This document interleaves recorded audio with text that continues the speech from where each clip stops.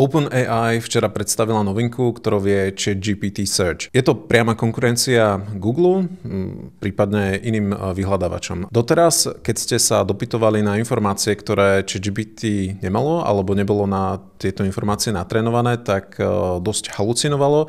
Inými slovami, vymýšľalo si nejaké odpovede. Toto je dnešným dňom minulosť, kedy už je možné priamo v ChatGPT dopytovať informácie, ktoré sú aktuálne. ChatGPT dokáže prehľadávať web a získavať relevantné informácie. Predtým, keď ste si potrebovali overiť nejaké informácie, tak ste si dopýtali nejakú informáciu priamo v ChatGPT.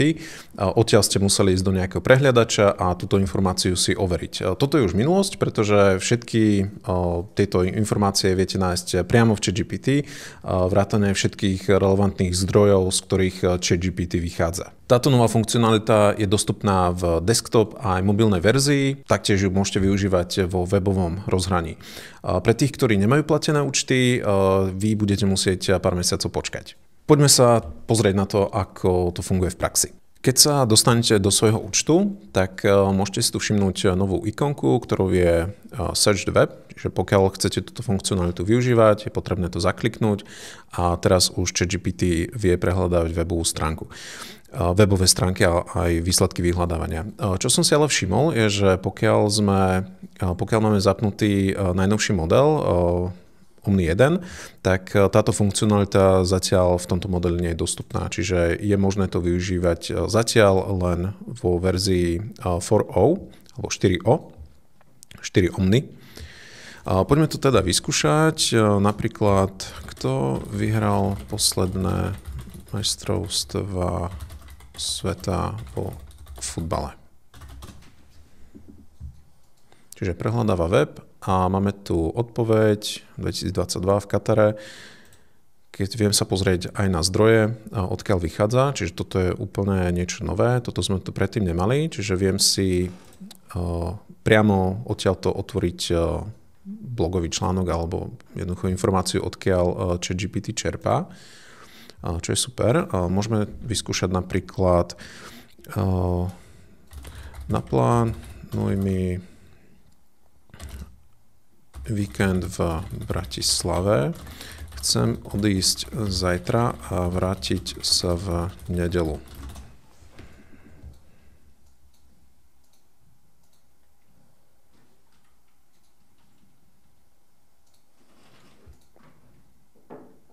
Super. Máme tu nejakú odpoveď. Opäť správne vyhodnotilo, že dnes je 1. novembra, zajtra je 2. Máme tu nejaké odporúčania a opäť tu máme aj odkazy na zdroje, z ktorých vychádza, čiže viem si to priamo odtiaľto overiť. Taktiež tu máme napríklad hneď aj predpoveď počasia. Toto je jedna z vecí, ktorú spomínali v OpenAI aj na ich webovej stránke, že majú nejaké partnerstvá s nejakými spoločnosťami, odkiaľ ťahajú informácie o počasí, o akciových trhoch, nejakých novinkách a podobne. Čiže toto je už priamo vstávané. Čo som si tu taktiež všimol, je ChatGPT rozšírenie. Ak to správne chápem, tak dosť idú po Google, pretože nainštalovaním tohto rozšírenia sa mi priamo v prehľadači webovom zmení Search Engine z Google na ChatGPT. Môžeme to vyskúšať. Ja si kliknem na Get Extension, pridám si to do Chromu. Toto máme pridané. Skúsme si otvoriť novú kartu. Koľko stojí akcia Tesly. A predtým by mi hodilo výsledky z vyhľadávania v Google a teraz mi prehodilo ma priamo do nového četovacieho okna v ChatGPT, kde mám aktuálnu akciu Tesly, stojí nejakých $249. Taktiež sú tu odkazy na všetky zdroje, z ktorých sa čerpá. Je to naozaj veľmi zaujímavé, pretože toto už vyzerá skutočne ako priama konkurencia Google, pretože doteraz bol skutočne problém s tým, že ChatGPT halucinovalo. Pokiaľ ste sa dopytovali na informácie, ktoré ChatGPT nemal vo svojom tom natrénovanom modeli, tak si jednoducho tú odpoveď vymyslel. Ale teraz si to už nevymýšľa a tie informácie je podstatne jednoduchšie si overiť.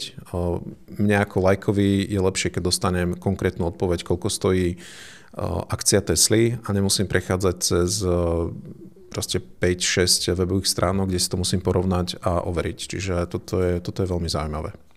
Jedna z integrácií, ktorá je taktiež nová, respektíve integrácia, ktorú OpenAI spomína, je aj integrácia s mapami. Čiže môžeme napríklad vyskúšať odporúč mi reštaurácie v Žiline, ktoré sú otvorené v nedeľu a majú dobré hodnotenia. Čiže uvidíme, že čo nám ponúkne. Čiže opäť vyhľadáva web.